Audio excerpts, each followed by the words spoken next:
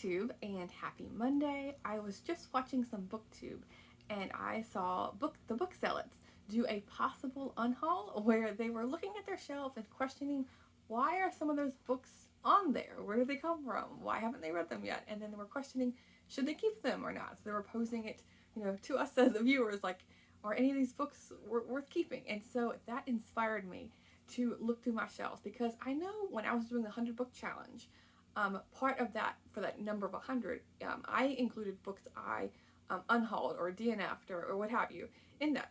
So I fairly recently went through my shelves, but it was probably at least 6 months ago. And I know there was more on my shelves that could go, or possibly go, I guess.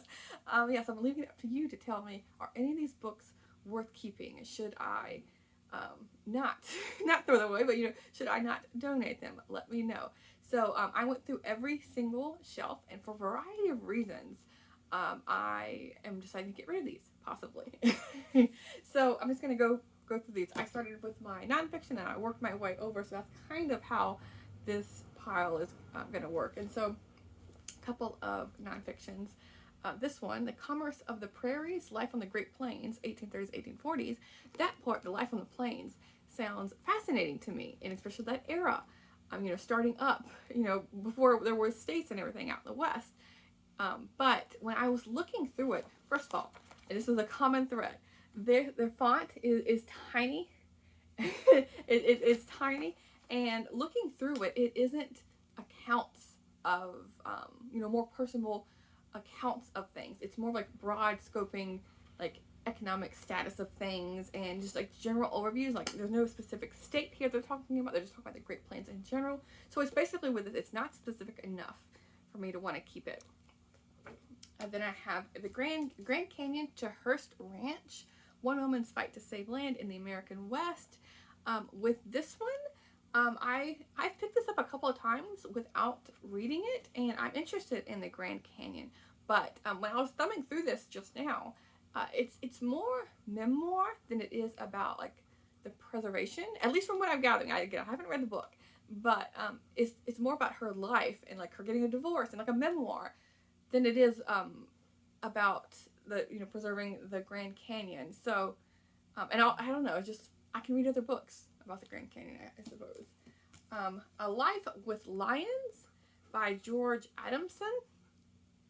This is an old, like from like the 70s or something, 68. An old mass market with teeny tiny font. I'm not sure if this book will hold up for a read because I just feel like this cover is just gonna snap right off. It's kind of a little bit loose already. The spine is cracked, and the subject, I don't know. I don't know.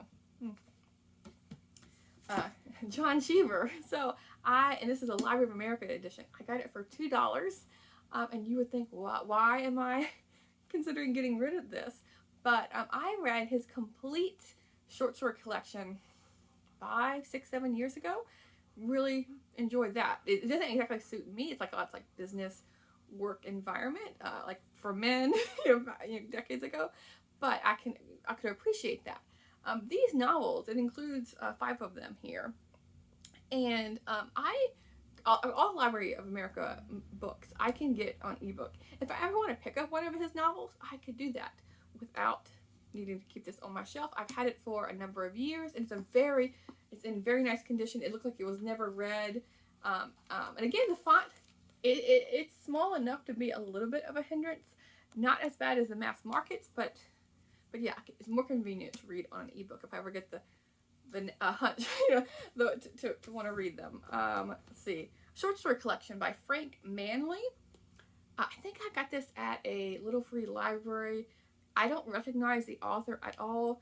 The cover is, I don't know, it looks too dreamy for me. I don't like books like that focus on dreams. I'm like making this, I'm not making this up, I don't know exactly what the short story collection is about, but the cover is what I'm saying, does not draw me in, not knowing anything about the author. Who is this author? Let me see. Professor of English at Emory College. And at the time when this came out, there's no awards or anything like that. So yeah, there's nothing about this that's calling to me. Let me know if you've heard of him. A biography of Trollope, the Traveler, selections from Anthony Trollope's travel writings. With this, I have so many Trollope books to read, like his literature, that I don't need a book about his travels. Yeah, I think I got this for 50 cents at a library book sale. Joyce Carol Oates, Tales of Mystery and Suspense. I'm pretty sure I got this at a little free library, and she has written so many books. I've read just a couple. None of them have struck a note with me or made me want to read more from her. I got this because I was like, oh, mystery suspense, I like those genres, and it could compel me to read it. But I've had this book on my shelves. Not once have I felt motivated to pick it up. I do like the cover though. Night Neon. It's interesting. Harold Bloom, The Western Canon, Books and School of the Ages. Something like this, I don't know. I'm not sure. Harold Bloom I am interested in, and his thoughts on things. And Western Canon, like all of that sounds good. But do I need a almost 600-page book where he is going through random authors, Faust, Samuel Johnson, Montaigne, Chaucer, I don't know, like Ulysses, Dante, comparing all of them and things like that, like, I just feel like I would never read this. It's just going to sit on my shelves. I feel like I need to read something else by Harold Bloom. Okay, going back to some old mass markets that I don't know that would, keep together with a read of this. The Flying Flins, Bethane Flynn, by Bethane Flynn. This is an older book too, maybe not as old as the other one. It came out in 79.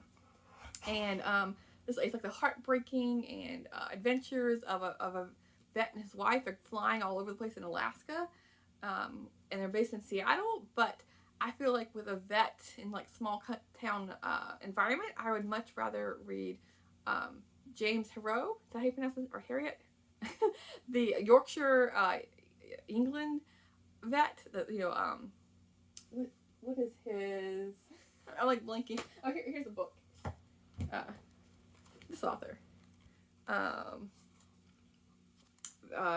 Creatures Great and Small. There you go. I couldn't remember the title of that book. Yeah, so I really like that series.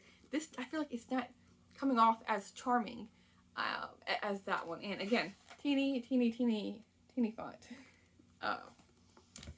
The Wilderness Reader by Frank Burgeon. This is an anthology of philosophers, hunters, naturalists, explorers. The philosopher and hunter part is making me not want to read this. And like all these authors mentioned, I can read their own works or find these essays and whatnot in other ways instead of like the teeny font. An ape came out of my hat box. Oh, Lynn Hancock. Is that the same? No, it's different. Flying Flynn was the other one. But Lynn Hancock. But yeah, I don't know. Like, it's just there's nothing that makes me want to pick this up. Okay, going to some fiction now. A Lady Follows by Holly Newman. I'm just not in the mood to read these kind of books. I have a couple other ones on here on my list, like one of these old Holt volumes, American Dynasty, where it's like depending on the state or the region, there's a whole like line of them, because I have like an original one and then like some kind of sequel spinoff.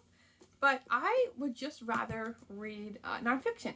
Like I feel like I can get these kind of stories. I have a whole slew of books, all scattered through here that I don't know. I just find more interesting at the moment. I have zero desire to pick these up, and these two I've had on my shelf for quite a while, at least a year. I haven't done anything with them. Okay, going to some children's literature. Several that I'm just like, there's nothing at all special about a book like this. And I'm trying to gather the Newbery winners and honor books, and I'm trying to read those. And once I read those, they were like, most of the time going out the door. So, but something like this, like there's no reason for me to want to read it or keep it. This another one. It just seems silly and meaningless, like a boy hating club and things like that. And it's also like falling apart. Here's another like an old library book.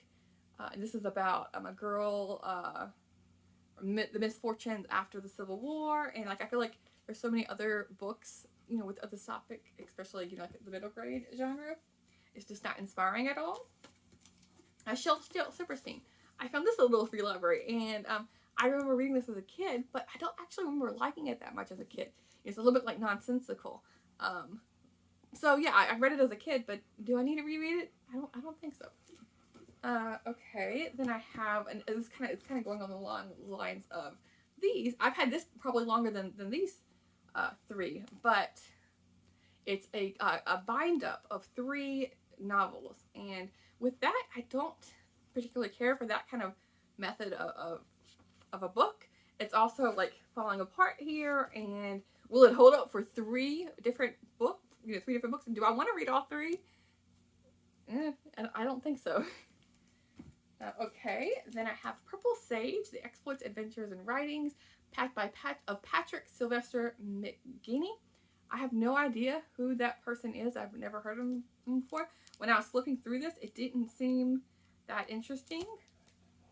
Yeah, there's no reason for me to pick that up, I guess. The Empress of One by Faith Sullivan. I've had this book for quite a long time.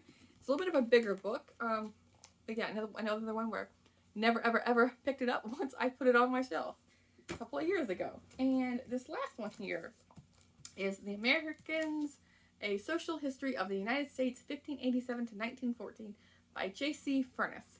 And I just now flipped through like the chapter titles, and I read a fantastic book on like the social history of America, These Truths by Jill Lepore. Fantastic book. This one, do I need to read another book like that? But it seems to me not as good of writing. This one I'm questioning, like, is it like a history book? Like, there's value to that, blah, blah, blah, blah, blah. But I don't know. I was just looking through it, and it just wasn't grabbing me at all. So I counted, and that's 22 books off my shelf. Let me know if they need to stay off my shelf. This is kind of fun to do. I've never done at least in my recollection, I've never done an unhaul video before. But yeah, let me know your thoughts. Okay, talk to you soon. Thanks, BookTube.